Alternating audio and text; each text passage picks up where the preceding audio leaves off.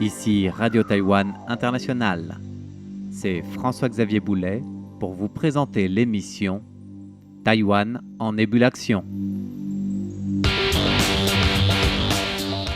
Le Centre national des biomodèles des laboratoires nationaux de recherche appliquée vient de développer la toute première base éducative interactive en microchirurgie sur animaux de laboratoire au monde. Grâce à l'intégration de modes d'enseignement sur site et à distance, à l'aide des technologies d'intelligence artificielle et à la création de nouveaux supports pédagogiques bioniques, cette base aide les étudiants à maîtriser rapidement les détails et les techniques de la microchirurgie et permet à davantage de personnes d'apprendre grâce à l'observation en ligne. Cette base éducative interactive fonctionne depuis maintenant 3 mois et la directrice du Centre national des biomodèles, Jin Tianqing, revient avec nous sur la genèse de cette base éducative, en nous détaillant notamment comment cette plateforme doit aussi contribuer au développement des tests de médicaments et des nouvelles technologies de traitement, en réduisant du même coup significativement l'exploitation des animaux de laboratoire et explorant des méthodes alternatives. Notre plateforme de promotion des méthodes alternatives à l'expérimentation animale répond à 3 directives principales. Tout d'abord, développer des approches innovantes comme les organoïdes, les puces organiques, les simulations d'intelligence artificielle. Ensuite, nous travaillons à la révision des réglementations relatives en vigueur pour intégrer les meilleures pratiques internationales et proposer un cadre légal qui correspond aux évolutions technologiques actuelles. Et enfin, nous ne pouvons pas ignorer le volet de la formation des nouveaux talents, ce qui passe par la création de parcours éducatifs qui englobent les nouvelles technologies en recherche biomédicale.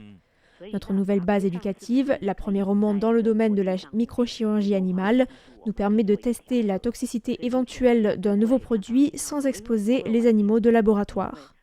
Avec les données accumulées des expérimentations, nous entraînons en profondeur l'intelligence artificielle qui peut alors prédire la toxicité d'un produit donné en analysant la structure chimique du composé, le tout avec un taux de précision de plus de 90%.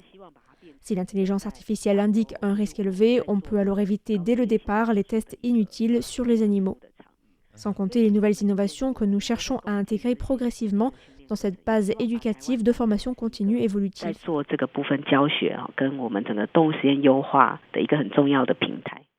Cette nouvelle base éducative, initiée en octobre de l'année dernière, mais active et ouverte depuis 3 mois maintenant, adopte un modèle, un étudiant, un microscope, pour permettre, sur le plan éducatif et de l'apprentissage, à tout un chacun de s'exercer et non plus seulement d'observer le professeur ou formateur manipuler et expliquer. Nous espérons qu'avec les avancées technologiques actuelles, nous pourrons développer des méthodes alternatives permettant de réduire l'exploitation des animaux de laboratoire afin de tendre progressivement vers cet idéal que nous appelons la technologie humanitaire.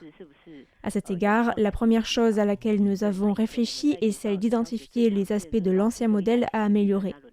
Il faut savoir que la formation traditionnelle se fait autour d'un professeur-formateur qui enseigne en utilisant son microscope, tandis que tous les étudiants suivent, écoutent, observent et peuvent utiliser à tour de rôle le microscope du professeur.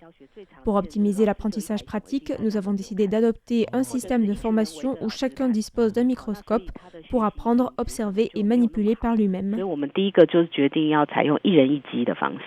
La directrice du Centre national de biomodèles souligne l'importance d'avoir initié justement ce support nouveau grâce aux nouvelles technologies pour accroître la précision des gestes en microchirurgie, ce qui est capital, avec toujours cet objectif primordial de diminuer l'exploitation des animaux de laboratoire. Pour les opérations chirurgicales qui requièrent des techniques très développées, la formation pratique des étudiants est certes nécessaire, mais nous avons cherché des solutions pour éviter de recourir systématiquement aux animaux de laboratoire. C'est dans ce cadre que nous avons initié des outils innovants sur le plan pédagogique biomimétique. Par exemple, nous utilisons des tubes en silicone pour simuler les vaisseaux sanguins, permettant aux étudiants d'apprendre les bases de la suture, de l'incision et de la manipulation chirurgicale. Une fois qu'ils ont suffisamment pratiqué sur ces outils et pratiqué avec des gestes assurés sur ces supports innovants, ils ont alors acquis les compétences chirurgicales solides et peuvent passer à la pratique sur les organismes vivants.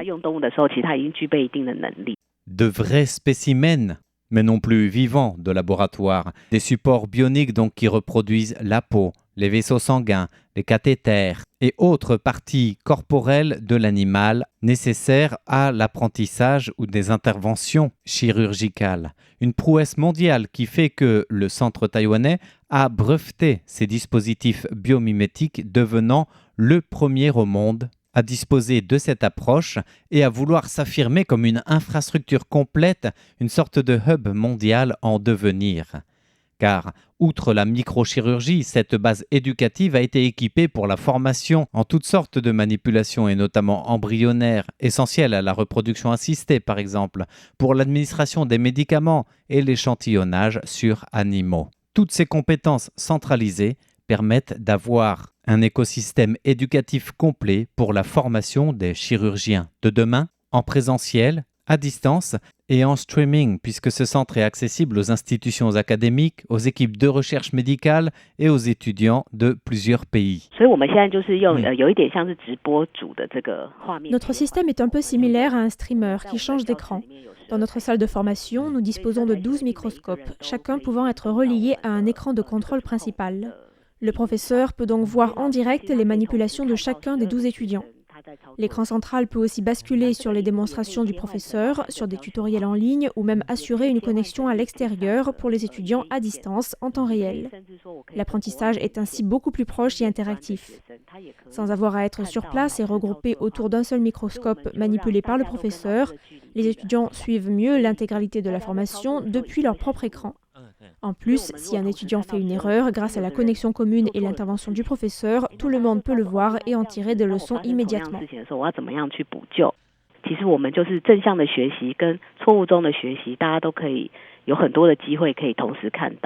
Au fond, la théorie et la pratique sont assurées et dispensées ensemble par cette base interactive, où l'apprentissage des compétences se fait pas à pas, là encore, à partir de ces fameux modèles bioniques pour des gestes précis qui peuvent être répétés et éviter toute erreur en se formant en conditions réelles. Pour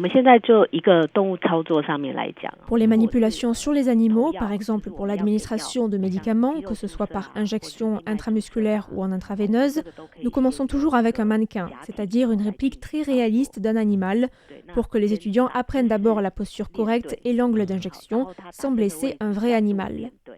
Pour la formation et l'entraînement à la chirurgie, comme les opérations de cathétérisme vasculaire, nous utilisons aussi des outils pédagogiques permettant aux étudiants de localiser un vaisseau, réaliser une micro-incision, insérer un cathéter ou d'autres manipulations chirurgicales. Parmi les modèles biomimétiques, nous avons aussi conçu des tuyaux en silicone similaires à des vaisseaux sanguins, dotés des mêmes structures de tissus environnants pour que les étudiants apprennent les micro-gestes en conditions réelles, avec des gestes déjà sûrs, sans s'exercer aux dépens d'autres vies animales.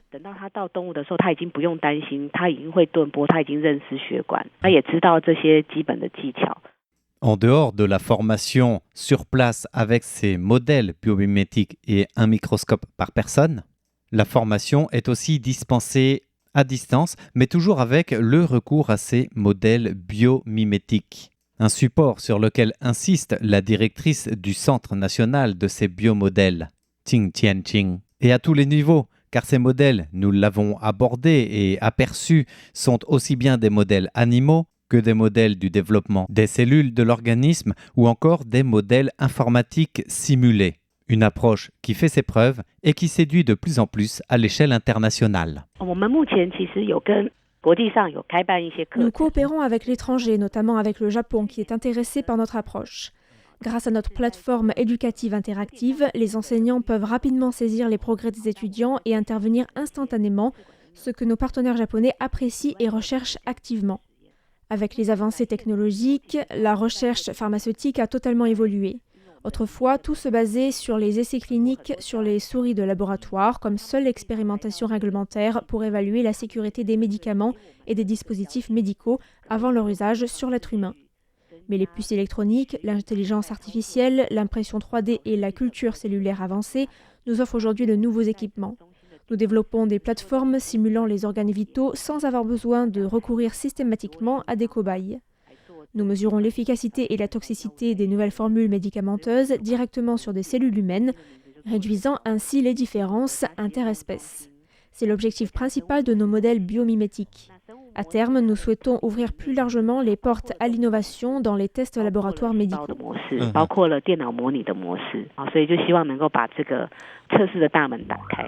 Bien voilà donc pour les avancées de cette toute nouvelle approche proposée par le Centre national de biomodèles avec le support bionique pour la microchirurgie et la recherche pharmaceutique.